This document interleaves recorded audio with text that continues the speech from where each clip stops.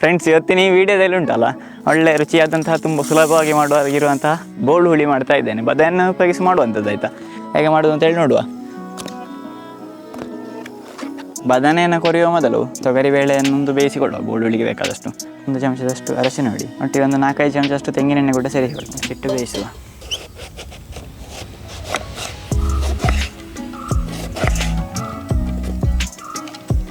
Friends, ಈಗ ಇಲ್ಲಿ ನೋಡಿ, ನೀರೆಲ್ಲ ಒಳ್ಳೆ ಕುದೀತಾ ಉಂಟು. ಕೊರೆದಿಟ್ಟಂತಹ ಹೋಳುಗಳನ್ನೆಲ್ಲ ಸೇರಿಸ್ತಾ ಇದ್ದೇನೆ. 4 ಹಸಿಮೆಣಸನ್ನು ಕೂಡ ಸಿಗ್ದು ಹಾಕಿಕೊಳ್ತೇನೆ ಇದಕ್ಕೆ. ಎಣ್ಣೆಗೆ ಇದಕ್ಕೆ ರುಚಿಗೆ ಬೇಕಾದಷ್ಟು ಉಪ್ಪು, ಬೆಲ್ಲ, ಹುಳಿ ನೀರು ಸೇರಿಸ್ತಾ ಇದ್ದೇನೆ. ಸ್ವಲ್ಪ ಇಂಗು ನೀರು ಮಾಡಿ ಸೇರಿಸಿಕೊಳ್ತಾ ಇದ್ದೇನೆ. ನೋಡಿ, ಬದನೆಲ್ಲ ಒಳ್ಳೆ ಬೆಂತು. ಇನ್ನೀಗ ಬೇಯಿಸಿಟ್ಟಂಥ ತೊಗರಿಬೇಳೆ ಉಂಟಲ್ಲ, ಇದನ್ನು ಸೇರಿಸಿಕೊಳ್ತೇನೆ. ಒಮ್ಮೆ ಸರಿಯಾಗಿ ಬೆರೆಸಿ ಒಂದು ಸರಿಯಾಗಿ ಕುದಿ ಬಂದರೆ ಆಯಿತು. ಮತ್ತೊಂದು ಒಗ್ಗರಣೆ ಹಾಕಿಕೊಂಡು ಅಷ್ಟೇ ಆದರೆ ನಮ್ಮ ಬೋಳು ಹುಳಿ ರೆಡಿ.